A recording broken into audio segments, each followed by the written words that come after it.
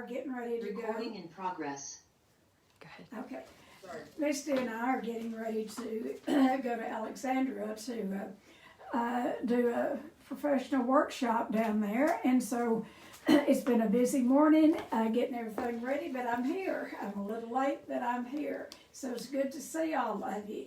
And what we're going to talk about this morning is, and I don't think Sally's the only one that doesn't like to talk about it, but you know, anyone that has any kind of eating disorder or food problem, or I mean, it really covers just about everyone. You don't even have to have an eating disorder to have problems with body image. And, you know, and it's pretty much been, we've talked about women and young girls having body image problems, but, you know, it's men too, and young men, and it's getting worse in that, you know, in that area with men and, you know, and young boys and little kids, because, you know, kids go to school and call each other fat, and, you know, I read, you know, many years ago that the top number one thing that kids fear the most is being fat, because they see people being teased at school. So anyway, this is not just for women and girls, it's for everyone that has had any problems with body image. You know, men are, instead of wanting, most men want to, you know, muscle up, and in today's time there's a whole, I mean, we could spend hours on that, you know, with over-exercise and the six-pack and this and all of that. So, I just want to ask you, how often do you look in the mirror and say, oh, my goodness, I need to lose 10 pounds, 20 pounds, 30 pounds. If only I could lose some weight. You know, body image is very much connected with the weight, how much we weigh, and how much we, you know, how we look in the mirror. It's very much tied to that. And, you know, majority of women, and like I said, some men and young boys, young girls are dissatisfied with their bodies. I mean, that's a fact, because majority, particularly young people, get their image of a healthy body from TV, from movies, from magazines, and, you know, they have ways to get that weight off, get, you know, the body, you know, shaped in different ways before it goes on the air. You know, I mean, they tweak those images, and so I don't think we get a real true image. You know, Glamour magazine, there's been really some good things happening about people, you know, getting away from lookism and fatism and all of that. So Glamour magazine, they were really going to go out on a limb, and they decided to use normal size bodies, a normal size. You know, a majority of models, the average model is 5'11" and weighs 117 pounds. We're in the eating disorder business. I would declare someone that size, that height, that weight as anorexic, but that's the average model. Well, in the United States, in today's time, an average woman's body is, this is average across the board, 5'3" and 166.5 pounds. That's the average. And so somewhere in between there is, you know, there's not, even if people have a normal weight, a lot of times they don't think it's low enough, or it's not good enough. They look in the mirror and they don't like what they see. And so, you know, back in the 40s and 50s, people saw bodies different. Anyway, going back to Glamour magazine. You know, I have ADD and I can't skip around. But anyway, Glamour magazine decided they were going to go out on a limb and have models that are normal size, within a normal weight range. And immediately, the sale of that magazine went down. See, people want to live in denial and delusion. They love to see those little bitty bodies on I guess because they sell magazines, they sell movies, but the sale of that Glamour magazine went down drastically because they started using normal size bodies. That was the research, and I guess they've gone back to using the 5'11", 117 pounders. But you know, there are people who really can't be diagnosed really with an eating disorder, but may not have an eating disorder, and they still can have severe body image.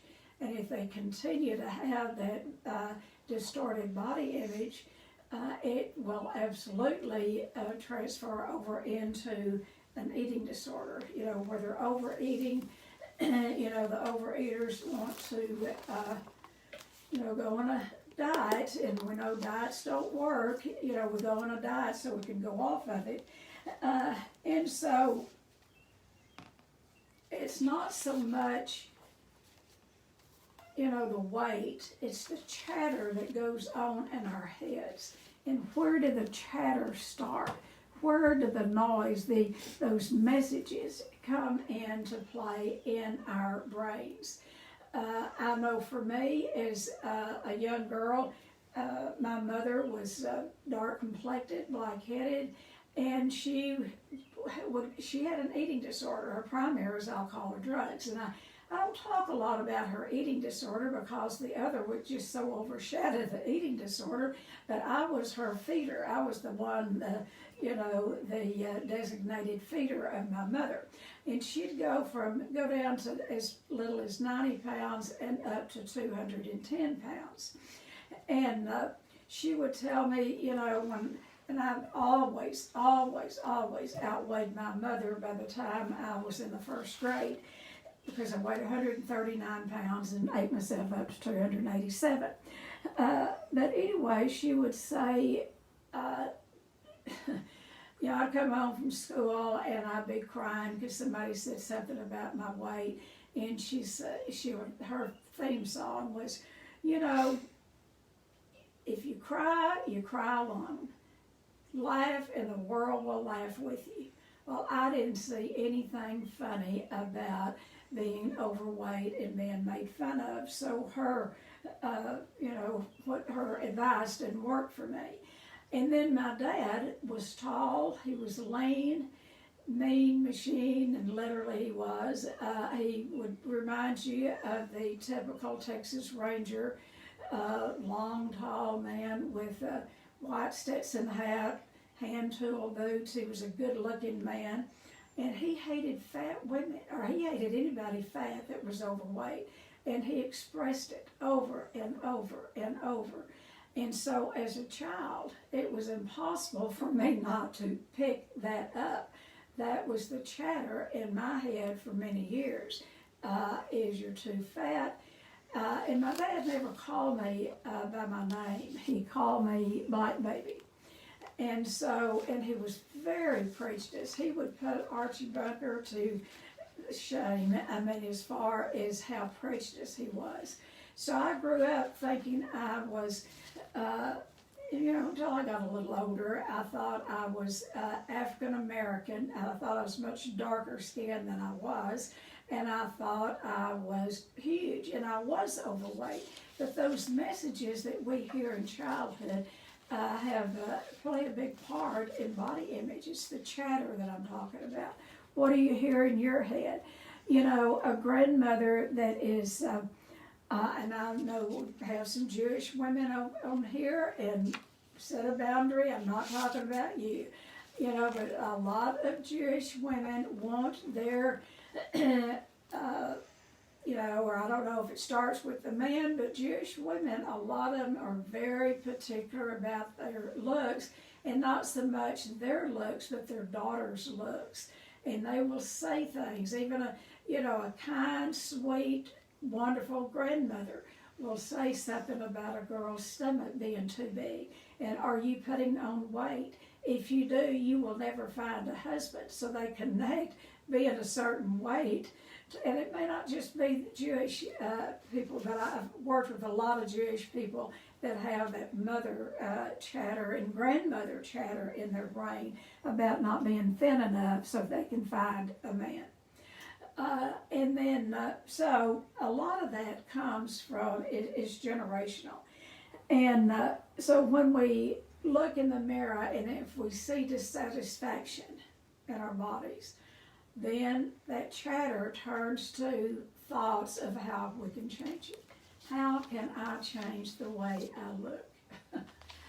And if you keep trying to change the way you look by using severe, like some people will look in the mirror, and those of you who know, and I have some recovering anorexics on here, and we have some that work in the field, that anorexics have some of the most distorted body images that there is. They will look in the mirror, and what they see is fat. When they draw pictures of themselves, they draw a very obese woman or man, we've treated man, and then many of your obese people are in denial about their weight. If they draw themselves, an exercise that we do here, many of your obese people will draw themselves smaller, particularly if they were within a normal weight range growing up until maybe the 20s. They still have that image in their head. Now there's a part of their brain that knows that they've gained weight, but when they draw themselves, that distorted body image comes up and they will draw themselves smaller. And that's why, body image work for eating disorder people is so valuable, and to do it in a group, because we must get it, and that's one of the one of the recommendations as far as recovery from body image is to have a safe group of people, whether you're, here in treatment, we like to do, we do everything in the group, y'all know that. But it's important to do body image with a group of people that you trust. Because, see, we teach people how to treat us. And people that live with you or that love you dearly, a lot of times they won't tell you the truth about how you look or what size your body is. I know many years ago, when I was at my peak, top weight, I couldn't buy anything off the rack. They didn't, at that time, they were not making any size larger than 20. And I noticed it came out in the paper that Sears Roebuck was selling larger sizes. They went up to 26 and a half. And I thought, hot dog, that is the size that I wear. And I had to have everything made up to that. So I ordered me a black and white striped seersucker dress, and I've got on blue and white seersucker today. But anyway, I wore that. I bought that, and it was a shirt waist, which was belted at the waist. And although I weighed over 280 pounds, I put on that dress, and I tied that bow up. And I looked at myself in the mirror, and I thought I looked pretty good. I mean, I really did think I looked pretty good, because I was out of that tent. Yeah, I always wore tent dresses. So my husband and I took the kids to the West Texas Fair, and as we were walking down the midway, there was a woman coming toward us. Guess what? She had a Sears Roebuck catalog also. She had bought the same dress that I had on, and here she was coming toward me. See, we teach people how to treat us. Now, I knew that I was larger than that woman coming toward me. I knew. I'm not stupid. I knew I was larger. She probably wore a size 20 or something like that. But I had trained my husband very well, and so as she was coming toward me, I said, honey, am I as big as that woman that she's got on the same dress that I have? Am I as big as she is? And he kind of looked off and said, oh, no, honey, you're not that big. We teach people to lie for us and not tell us the truth. So in recovery, it's important to get around people, like in body image exercises, that will tell each other the truth, where you can believe them. and it's hard to do that. It's hard to do that. So one of the things that our brain, this is about a brain and heart connection, is that we think with our brain. That's where that chatter comes in, how bad we look, how bad we, need to lose weight, what we need to do. And then, we think with our brain and we feel with our heart. And I don't know about other eating disorder people. Well, I do. I know a lot of eating disorder people.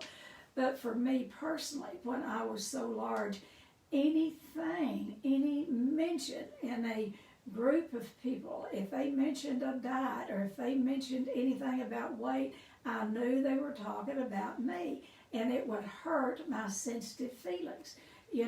As an addict, we get very self-centered, and I just knew they were talking about me. And, they might have been. I was always the largest one in every group, I don't care where it is. And so what we need to have to do in recovery is face the noise in our head. Absolutely face it and stop the noise, stop the chatter. That sounds very easy.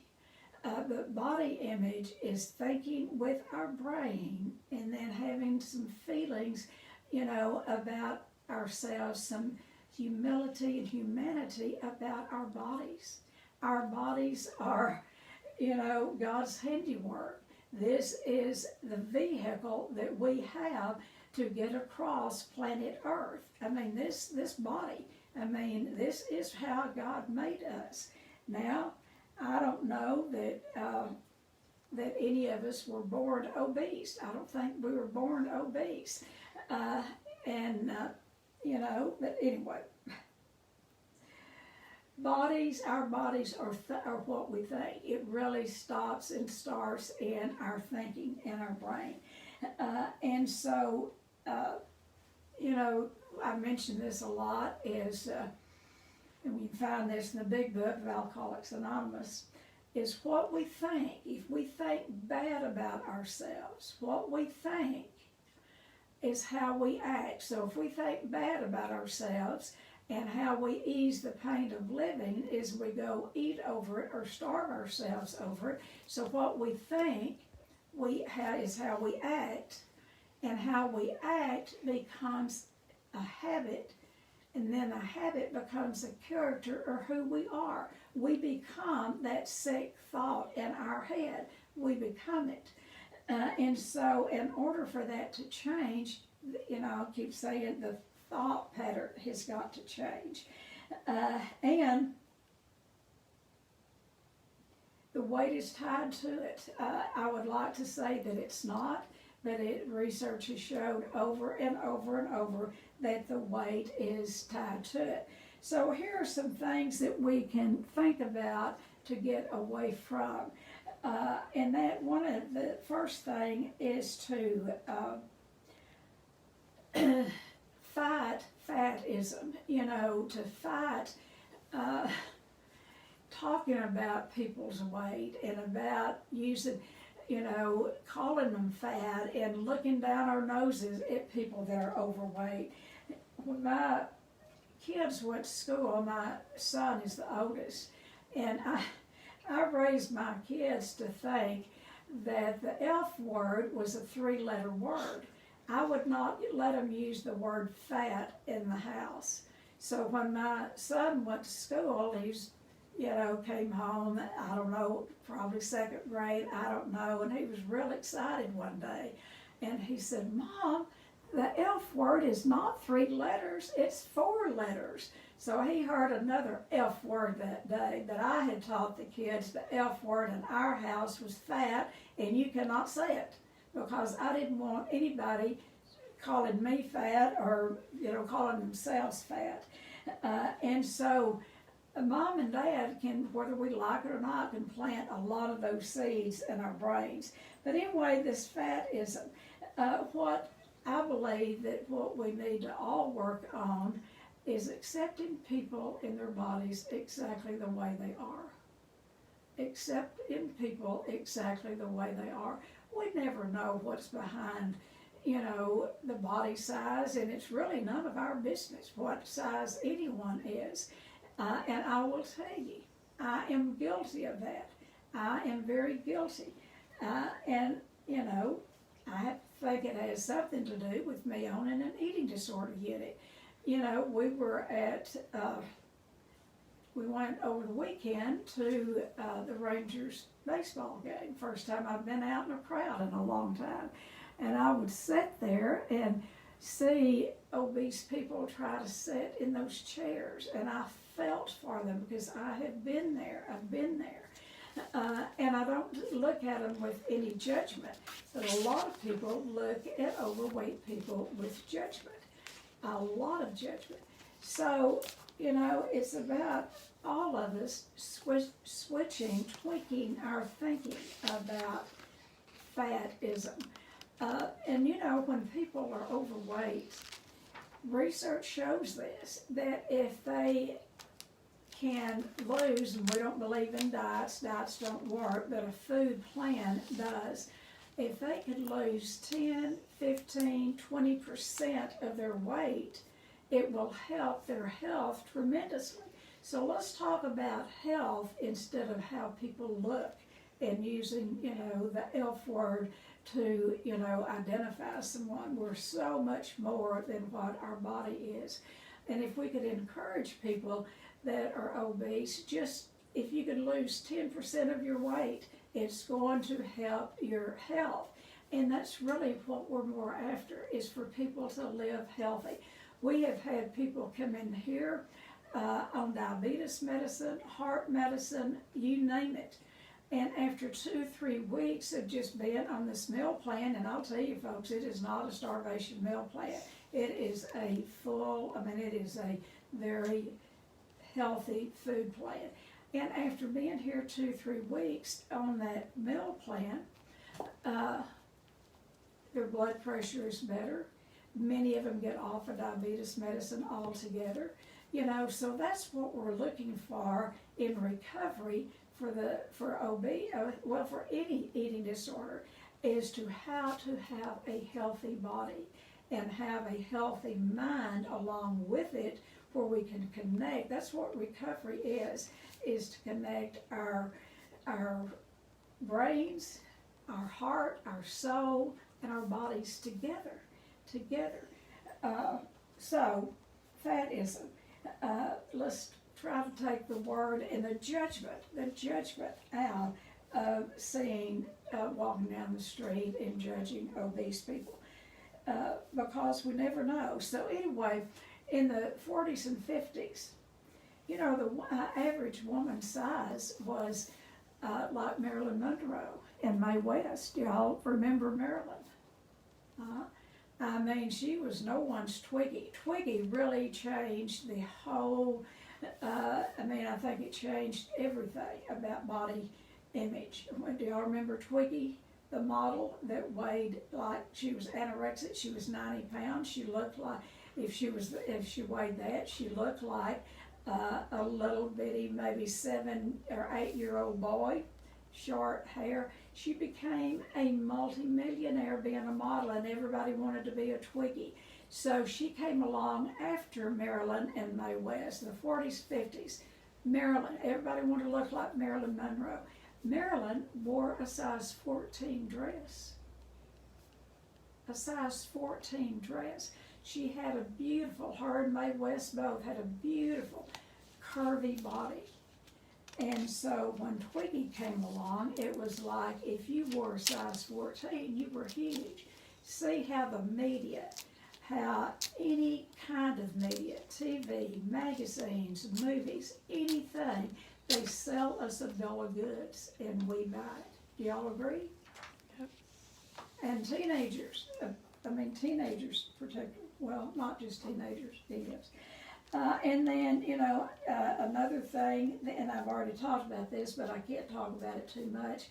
Don't diet. Don't go on diets. If you want to know how to lose weight very fast, don't ask me. I could tell you many ways because I did it. I could lose 100 pounds, 125, 130, going on very, very, very like starvation diets. And I could do it for a period of time, about 6 months. And then I'd go off of it and I'd gain it all back. Plus, we've all done that. What is that? Somebody's unmuted. Okay, someone needs to mute. Okay, so don't diet. Find you a meal plan, feed yourself healthy. And then look at your genetics. You know, if you came from what we used to call big bone, I always said that I wasn't overweight. I mean, it wasn't that I always knew I was overweight, but I'd also say I'm big bone. Well, I'm nobody's big bone.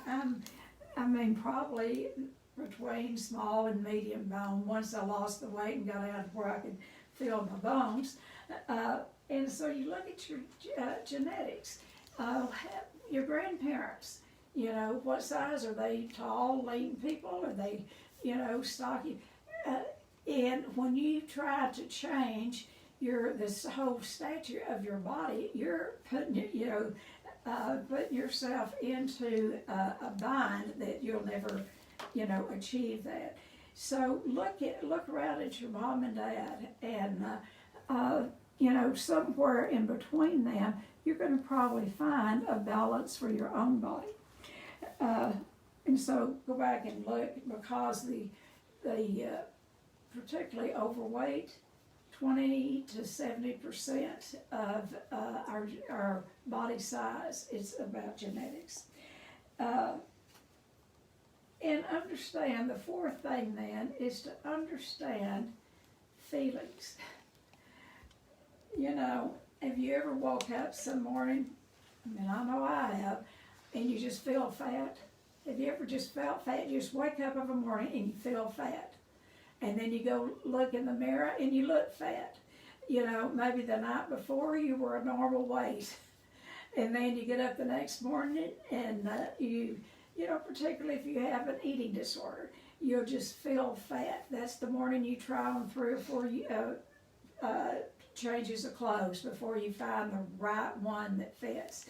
And in reality, your body size has not changed overnight, you know, over 8 or 9 hours. This up here has changed. And so fat is not a feeling. I hear people all the time, I just feel so fat.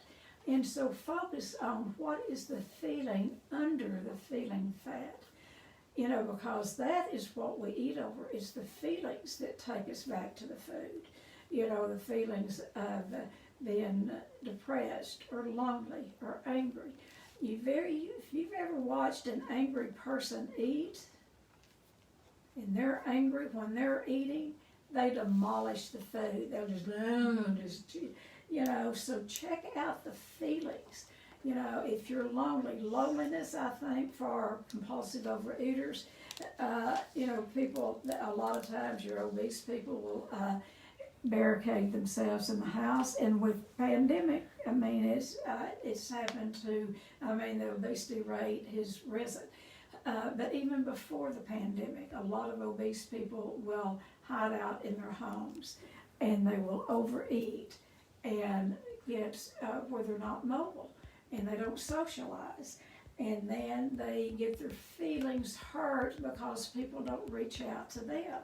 And if people do reach out to them, it still doesn't motivate them to get out of the house. And so this is about really looking about and feeling the feeling, and then do some writing around the feeling. If you're feeling fat, fat's not a feeling. Figure out what's underneath that. Are you lonely? Are you angry? Are you living in fear? And then write about it. Write pen to paper are two of the best tools that you can use. Pen to paper. And write it out. And then when you discover the feeling, I want you to think about it and go back to what age you were when you started feeling that particular feeling.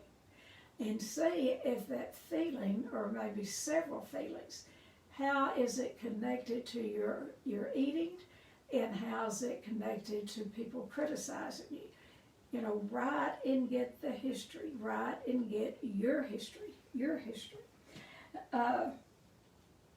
And then the fifth thing, I'm repeating this too, is question the media. Do not take everything at face value that the media is putting out there, because they lie to us. Do you think the media lies to you? Shake your head if you think the media lies to you. Quit giving them power. Quit giving them so much power. And I have seen, and I'm glad for this, I have seen that particularly on TV, because I haven't been to a movie since the pandemic, what I'm seeing is that they're getting more equality in everything, every type of person that they're using. They're getting more equality with race. They're getting, I mean, it could get better, but it's getting, I think, a lot better in the people that they use. And so I think race, but, I think weight is the really, I think obesity is the the state of our affairs that is the most criticized today. I think people are, getting the race part down better than we ever have in a lot of ways, more accepting, but people do not accept overweight people.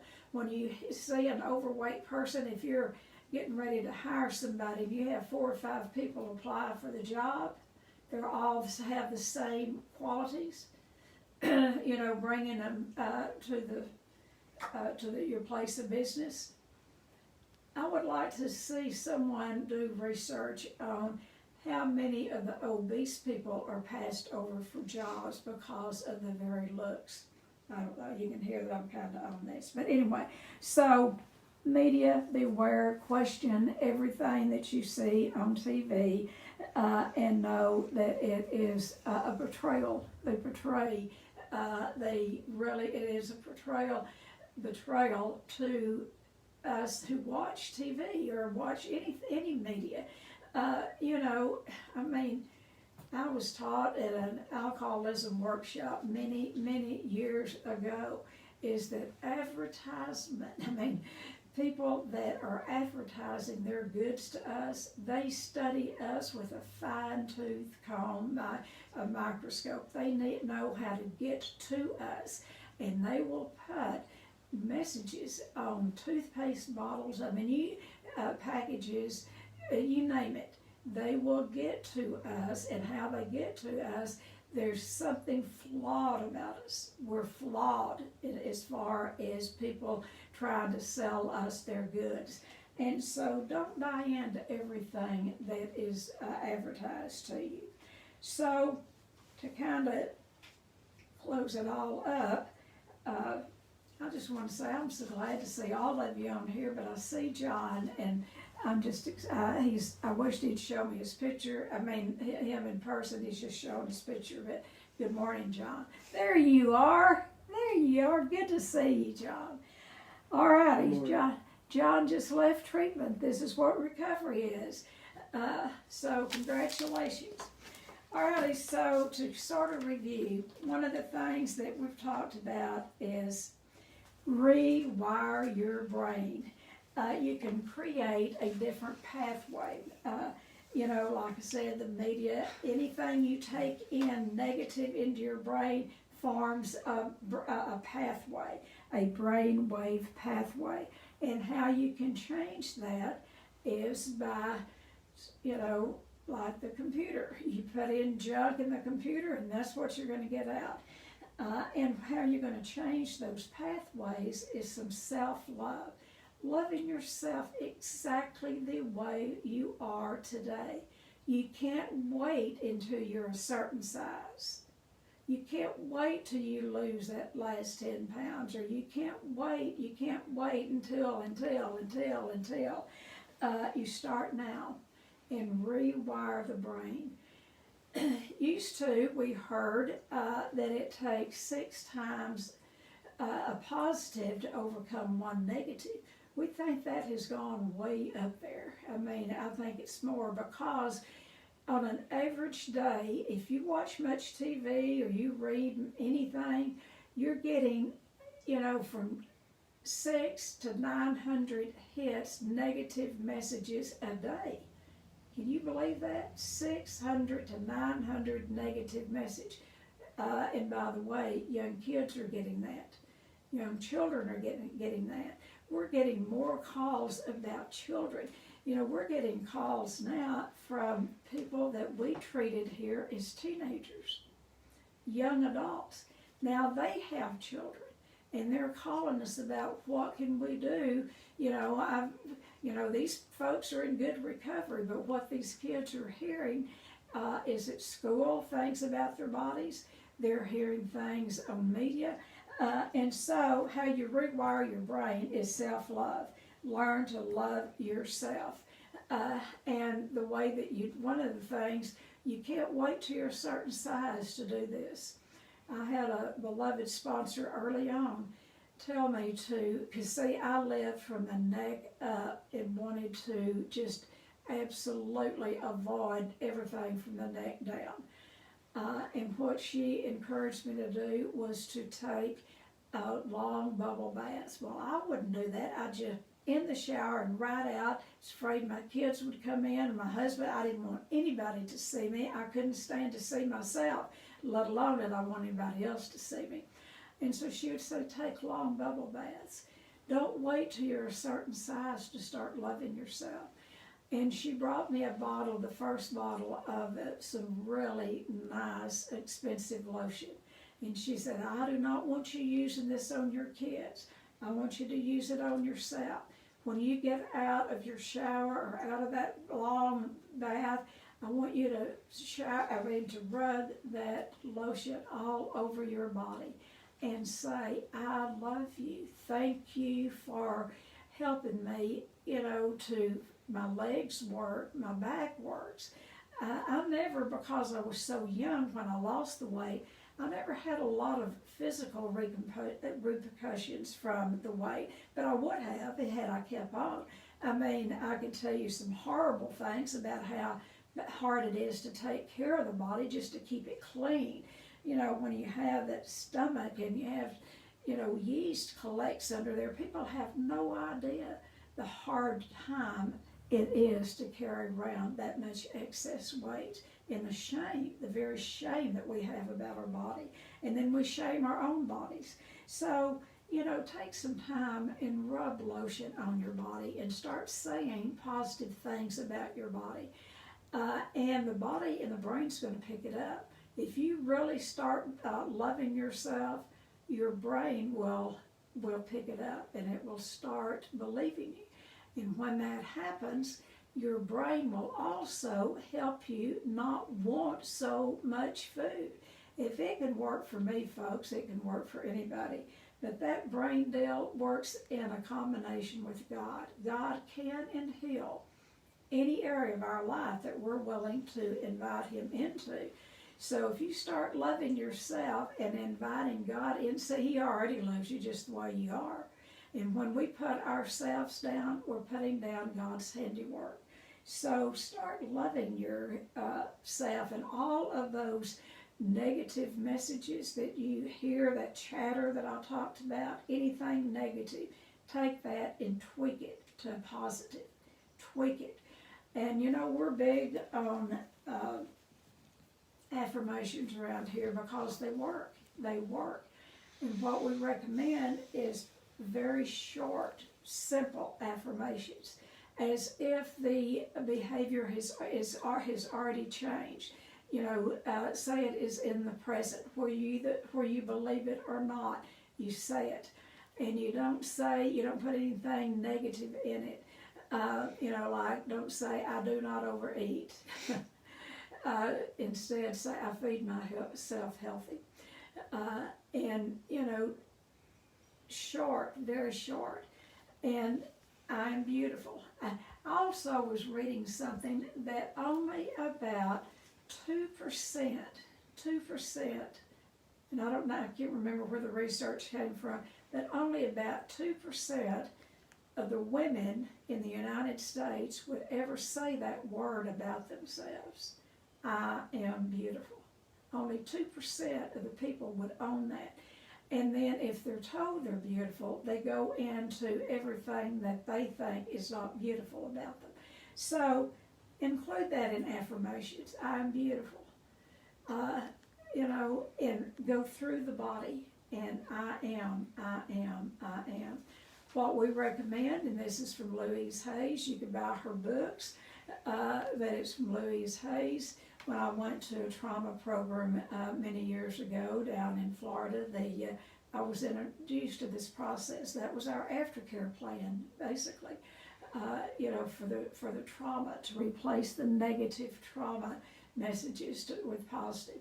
And so we were taught to write down 50 positive affirmations. 50. Write them down. And then look in the dark part of your eye in the mirror and read those 50 affirmations to yourself 5 times a day. Now, if you will do that 5 times a day for 2 weeks, there's going to be a shift in your brain.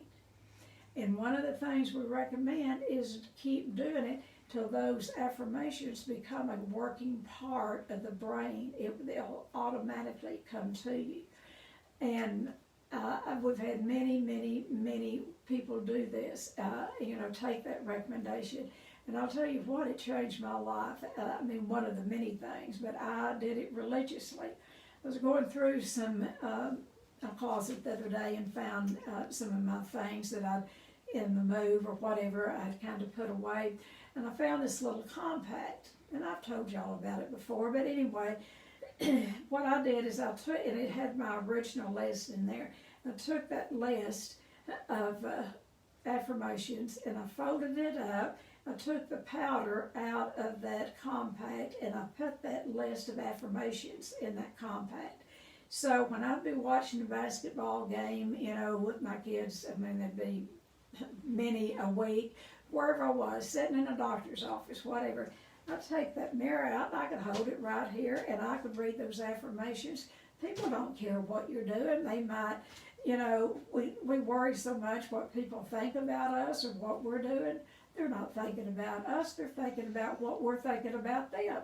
They're thinking about themselves. We're all wrapped up in ourselves. So don't think that people are being concerned about what you're reading to yourself, because they're not.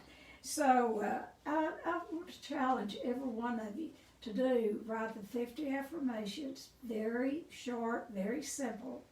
I'm beautiful. I am gracious. I am loving. And see, I quit doing anything about the body, and I went right to something else, another adjective, and that's gracious is about my doing. And so try to get something that is about your physical, I love my hands, I love my body, I love my thighs, I love it, and particularly those items, those parts of your bodies that you don't really like at all, those are the ones you really need to double up on the affirmations. So 50 affirmations, look in the mirror 5 times a day, do it at least for 2 weeks, and then I hope you'll report back on Tennie Talks how it is, whether it's helping you or not. So with that, don't forget also that men and young boys, I'm not just talking to women and young girls. We're all, across the board, people are having body issues, problems. So I'm opening it up to you. Ask questions, give comments. If you have tried those affirmations, have you had success? Just let's visit. Who wants to start?